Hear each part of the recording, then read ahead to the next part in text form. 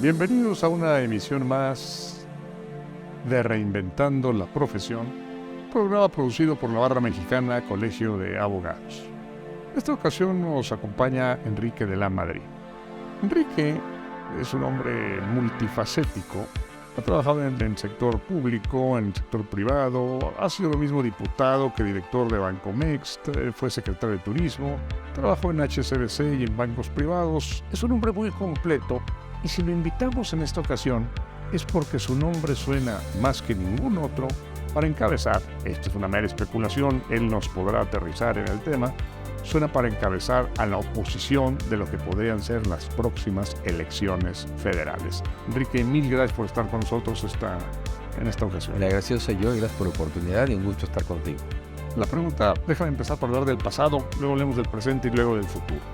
La pregunta es, has tenido una gran cantidad de cargos en distintos sectores. De los cargos que has tenido, ¿cuál ha sido el que más has disfrutado? Pues mira, la ventaja, como dijiste, es que han sido muy variados y todos me han aportado algo y en su momento todos me gustaron mucho. Fui diputado federal, lo cual también ya me permitió conocer un congreso, en qué consisten las tareas de las comisiones, hacer leyes y mucha negociación. O sea, porque realmente el trabajo legislativo es de mucha negociación. Y la otra, lo que me gustó, es que también aprendí que cuando estás trabajando en algo específico no te fijas en colores. O sea, no me preocupaba si mis amigos eran o compañeros del PAN o en ese momento eran del PRD. O sea, lo importante era sacar la chamba. Eso me gustó mucho. Director de 2 bancos de desarrollo. Los bancos o la banca en general es una muy buena plataforma para conocer el país. Para conocer sobre todo, obviamente, la actividad productiva. Pero pues ese es el reto de México. Crecer, de generar riqueza, generar valor. Entonces, haber sido director de bancos, uno en el campo, conocer el campo, y la otra en el sector de las exportaciones, pues también me dio una buena visión. Y obviamente fue un privilegio ser secretario de Estado, en una secretaría que además es muy amable, y en un sector donde México es un campeón. Y además me tocaron muy buenos años, porque también en estas cosas hay que tener suerte. A mí me tocaron, yo creo que de los años de mayor crecimiento del turismo. Crecíamos prácticamente cada año al 10% en todo, en turistas, en divisas, en llegadas. Entonces, todos han aportado algo, todos, la verdad, y todos construyen, porque para haber llegado a uno, pues tuve que haber estado en otro. Entonces, muy contento. Y la parte privada también es importante, porque no soy un servidor público de estos que no conoce al sector privado y que tiene prejuicios, ¿no? Que luego es muy típico en la política. Es que los empresarios son.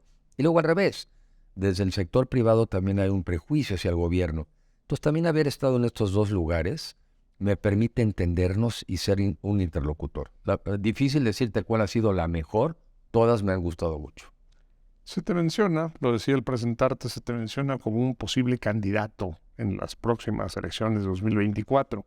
Pero antes de hablar de esa posibilidad, dime, ¿qué se está jugando en estas elecciones? ¿Qué se juega en las elecciones de 2024? Eso es muy importante porque la razón por la que yo participo pues muy activamente en esto es que nos estamos jugando el país. Porque estamos viviendo yo creo que va a acabar siendo 2 visiones de país muy contrastantes. Por un lado, la del gobierno federal actual, que a mi juicio es una visión anacrónica, vieja. ¿En qué coincido? En el objetivo, que es un país más justo, más parejo, un país que a mi juicio pudiera sacar a los mexicanos de pobreza extrema, eliminar el hambre. Eso se puede. Pero la forma en cómo lo están haciendo, obtienen exactamente lo contrario. Entonces, que yo veo el riesgo de un país que se desborone, que se empobrezca más. Ya somos 4 millones más de pobres que al inicio de la administración. Un país más violento, que se vuelva un país fallido. Y eso es lo que está en riesgo. Además, con una visión de la política vieja, o sea, caudillesca, paternalista, y lamentablemente hay un segmento de mexicanos que como esa es con la que vivió o de la que vive, pues es en la que cree.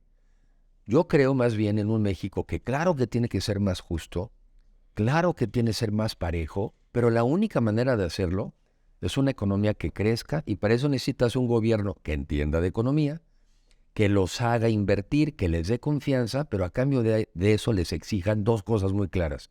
Muchos empleos y mucho mejor pagados. Y eso lo puedes hacer si estás creciendo.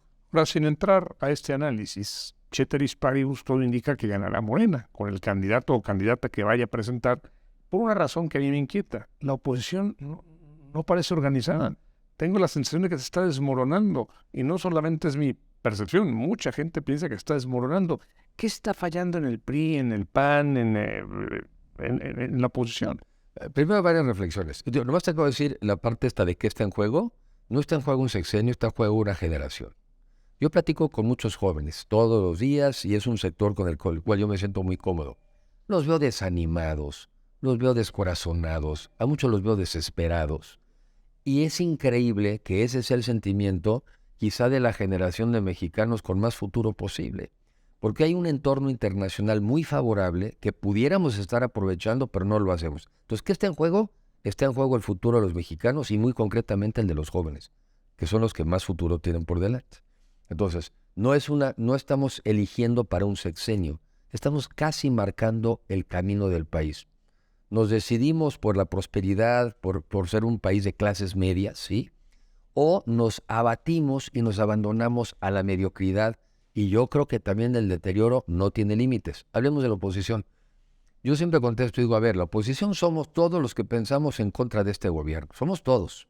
Unos son los partidos políticos, pero otro es la sociedad, los empresarios, los intelectuales.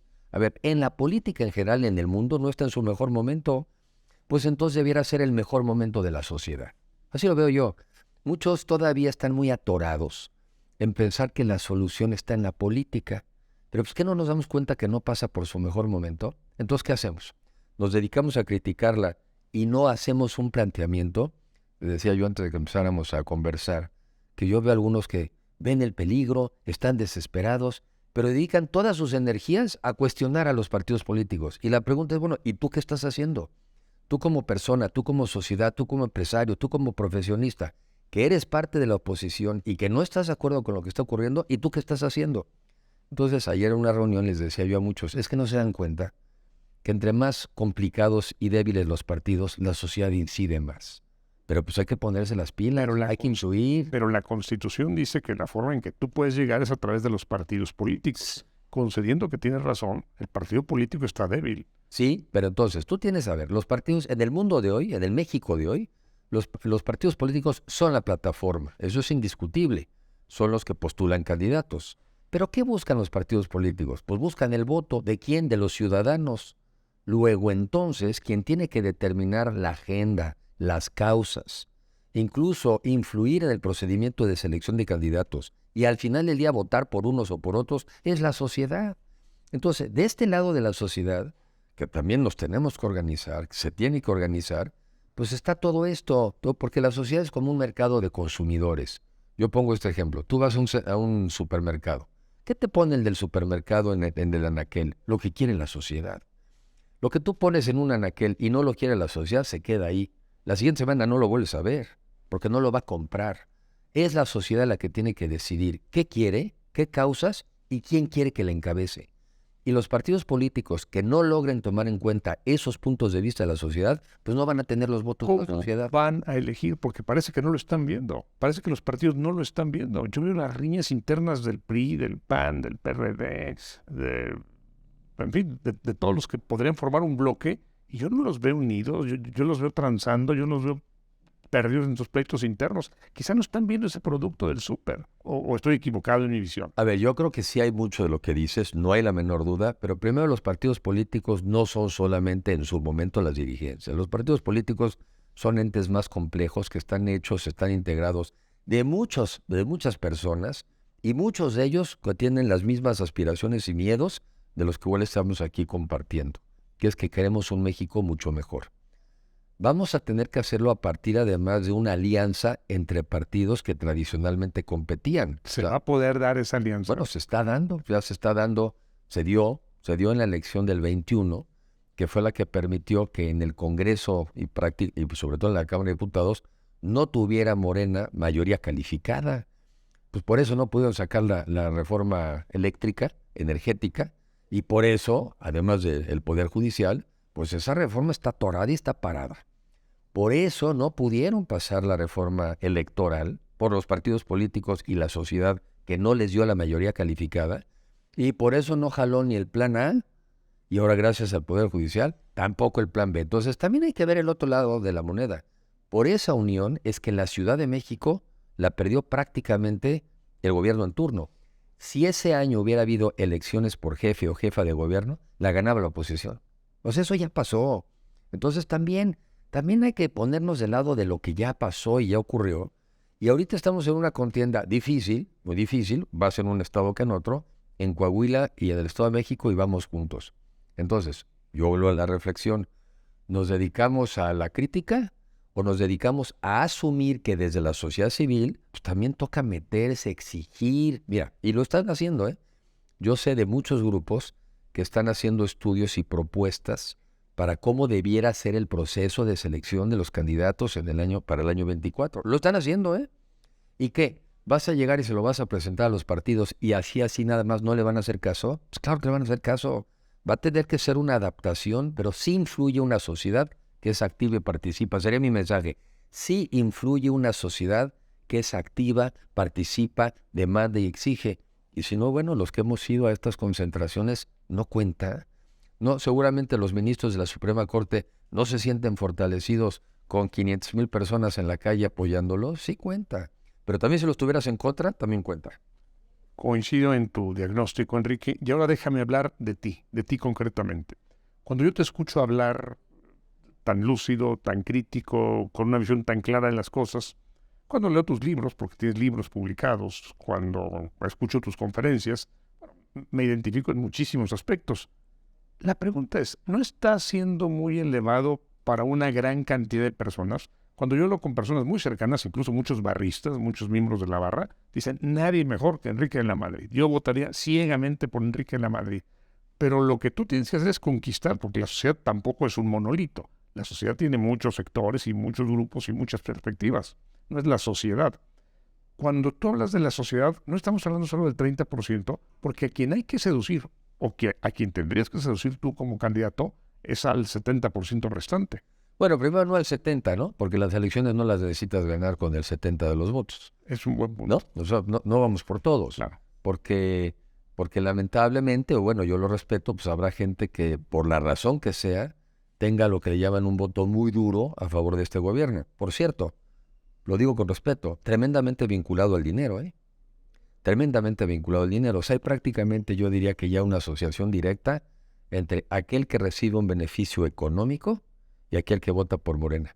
Ya la parte de la esperanza ya se perdió. Es una relación monetaria, ¿sí? Bueno, pues en ese caso tenemos que mandar un mensaje primero muy claro, muy contundente, pero sobre todo muy creíble, de que ese dinero no está en juego. O sea, no les vamos a quitar un solo peso. Pero ¿no te gustaría además de que de ese peso volvieras a tener estancias infantiles? ¿Volvieras a tener una guardería? ¿Volvieras a tener una escuela de tiempo completo para que tú puedas tener a tus hijos educándose, comiendo 2 veces al día, seguros, ayudándoles a alguien en las tareas y teniendo alguna actividad mientras tú trabajas? ¿No te gustaría que regresara el Seguro Popular como un puente para construir un sistema de salud universal donde te atiendan? Porque hoy la gente me lo dice en la calle, es la ventaja de estar viajando, y te usan las frases como antes te atendían en los hospitales. Y yo les digo, ¿antes? Antes sí. Y antes te daban medicinas. ¿En serio había antes? Sí había. Te lo dice la gente. Entonces yo a ese otro resto de la población, claro que le puedes decir con total convicción, no te vamos a quitar ni un peso. Es más, te vamos a dar más. Porque no vamos a andar haciendo estas tonterías de tirar el dinero, por ejemplo, en 2 bocas, que es un crimen. O sea, no sirve de nada, ¿verdad? Se va a hundir. Es en la época en donde el petróleo va de salida y estamos tirando el dinero ahí. Tienes, por ejemplo, en el sur, al Tren Maya, que algunos me dicen, no critiques al Tren Maya porque los del sur les gusta. No, yo la pregunta que hago es que si hubieran sabido que iban a llegar esas cantidades de dinero al sur, no les hubieran preguntado y quizá ellos hubieran escogido clínicas, hospitales, escuelas, carreteras, internet. ¿Quién les preguntó que iban a mandar esa cantidad de dinero? Yo no critico que manden dinero al sur. Lo que critico es que lo hagan en una obra de infraestructura mala, sin sentido y sin estudio. Entonces yo parto de la idea de que dependiendo del segmento con el que hablas, el lenguaje que utilizas. Pero la gente con la que hablas está desesperada. Te dice, no me alcanza el dinero. Sí ha habido apoyos, pero también hay restas, todas esas que te digo.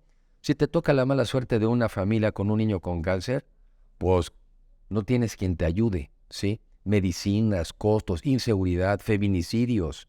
O sea, la población de México está desesperada. Y la única que sigue apoyando con contundencia este gobierno es la que recibe dinero. Bueno, pues no se lo vas a quitar. Pero ¿por qué nos limitamos? ¿Por qué nos vamos a limitar a que como mexicano tu máxima aspiración es a que recibas dinero del gobierno? Esa es tu aspiración de vida.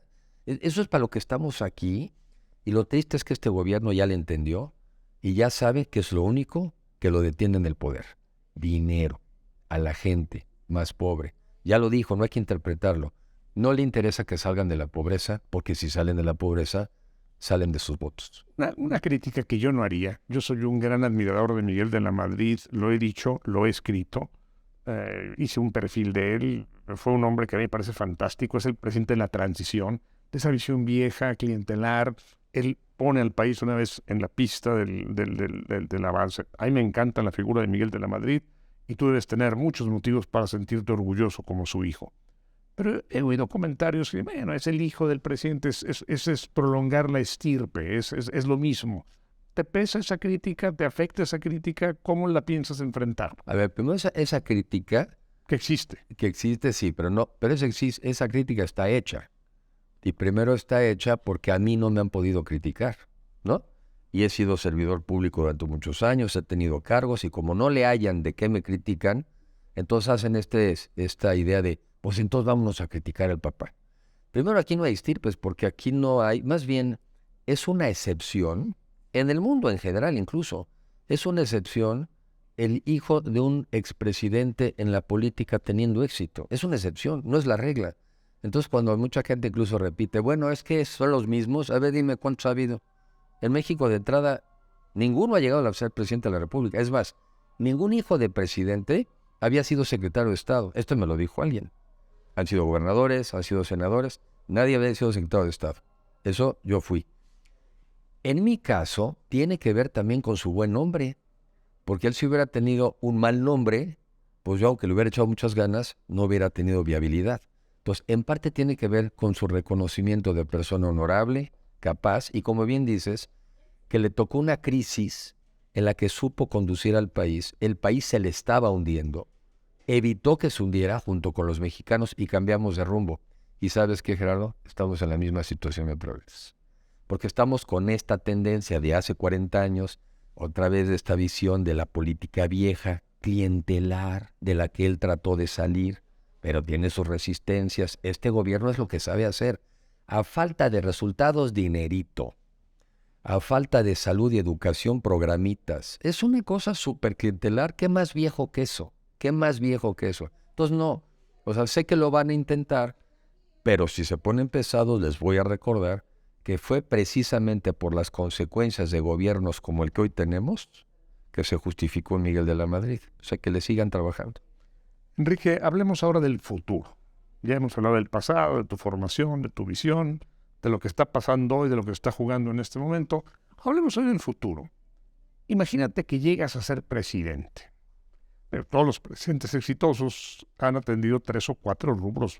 Digo, hay que atender un montón, claro. Son muchísimos rubros y son muchos los frentes. Pero tú tienes que elegir, digamos, 3 temas emblemáticos, 3 temas que te posicionen, 3 temas que impulsen al país. ¿Cuáles serían esos 3 temas? O 2 o 4. Bueno, quizá uno es un abstracto, que es una reconciliación entre nosotros los mexicanos, eliminar absolutamente la polarización porque no nos sirve de nada, y realmente un llamado a la unidad. A la unidad, porque primero solamente si podemos conversar como lo estamos haciendo es que podemos llegar a acuerdos. Me parece que hay temas 3 centrales, que son la educación, porque realmente, ¿de qué nos sirve tener oportunidades en el mundo si no tenemos las herramientas para que nuestra gente joven los pueda aprovechar? La educación es clave. La salud, porque es también un área en donde las diferencias nos hacen desiguales. O sea, una familia que hoy en día no tiene acceso a un buen servicio de salud, pues quiebra y se vuelve pobre, o no hay manera de salir a la pobreza. Y estando obviamente aquí, pero no lo creo, pues realmente un Estado de Derecho de verdad. A ver, somos abogados, ¿qué nos pasa? En México el derecho para mucha gente es como un referente, un criterio, es una opción, ¿no?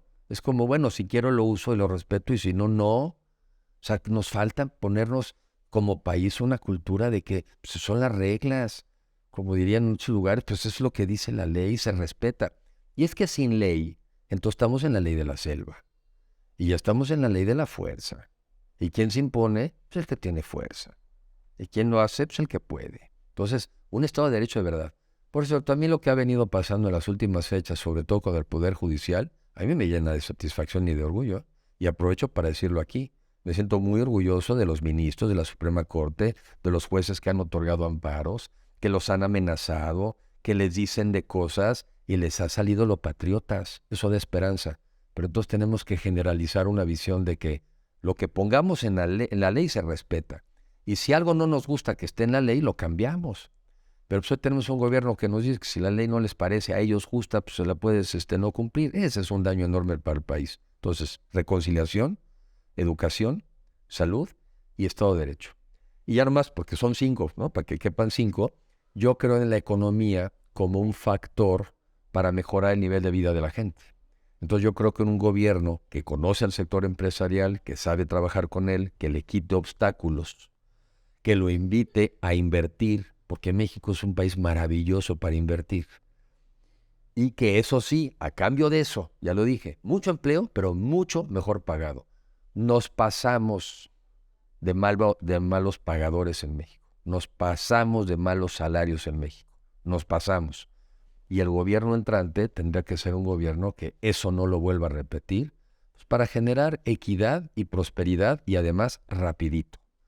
Una última pregunta, ya que mencionaste como uno de los ejes de tu visión el Estado de Derecho. El Estado de Derecho, ¿qué recomendación darías, no a la sociedad civil en su conjunto, porque bueno, la sociedad, los estudiantes, los profesores, en fin, son muy variados, no, al gremio jurídico? ¿Dónde podemos fortalecer al gremio jurídico o cómo puede el gremio jurídico contribuir a que todo esto fluya mejor? Pues yo creo que el gremio jurídico también puede, yo creo mucho en la pedagogía, en explicar, en decir, primero, en que contribuya a convencernos como sociedad de que respetar las leyes que nos hayamos impuesto los mexicanos es el camino a seguir. Que la ley son reglas del juego, que nos genera certidumbre, que nos genera también límites. Yo a veces digo, bueno, tú tienes tus criterios morales, pero si no te alcanzaron esos, para eso está la ley también, para ponerte frenos. Entonces, a ver, y que tomemos conciencia de que siendo abogados no vivimos en un país donde reine la ley. Entonces también hay que hacer una autocrítica y quizá, no sé, hacer una invitación más profunda. ¿Por qué lo que nosotros creemos, pues se ve que no cree la mayoría de los mexicanos? Pues sí tenemos que hacer una reflexión de autocrítica para empezar. Y no llenarnos la boca a veces de estos discursos muy elocuentes de la ley y los Estados de Derecho, sino reconocer que no. A ver, ¿cómo le podemos hacer, por ejemplo, para que la gente más modesta reciba justicia? ¿Cómo le podemos hacer quizá para desarrollar mecanismos de justicia administrativa, que es donde se dan los primeros conflictos? Tú vives en un departamento, el vecino de arriba tiene un escándalo en la música, ¿a quién acudes? ¿A dónde vas? ¿Quién pone orden? Quizá dónde están esos primeros actos de violaciones de tus garantías, de tu independencia. ¿Dónde está el Estado? ¿Dónde está el derecho ahí para defender esos primeros conflictos? ¿No? Ahí es donde se dan los primeros conflictos. Yo competí por la delegación de Álvaro Obregón y me lo platicaban. ¿Dónde está el derecho para evitar que las calles se privatizan y de repente ahí están los talleres mecánicos y tú vas caminando por la calle y no puedes pasar por ahí? O sea, ¿dónde estamos para defender el derecho de las personas a vivir con dignidad? O sea, tenemos que hacer una autocrítica. Y no siempre se empieza en las grandes reformas y en las grandes constituciones y las grandes declaraciones. ¿Dónde está el derecho de los mexicanos comunes y corrientes que todos los días sienten que se viola su derecho a tener una vida digna? Yo creo que en muchas cosas se empieza de abajo hacia arriba. Y es un tema donde sin duda la barra tendrá algo que decir. Enrique, me encantó conversar contigo y no tengo más que desearte mucho éxito en lo que venga. Porque creo que, déjame ser demagogo ahora, pero lo digo de todo corazón, creo que mexicanos como tú necesitan nuestro país. Gracias, y yo coincido, y como tú también, te agradezco mucho la oportunidad. Gracias. Gracias, muchas gracias. Y gracias a ustedes por acompañarme.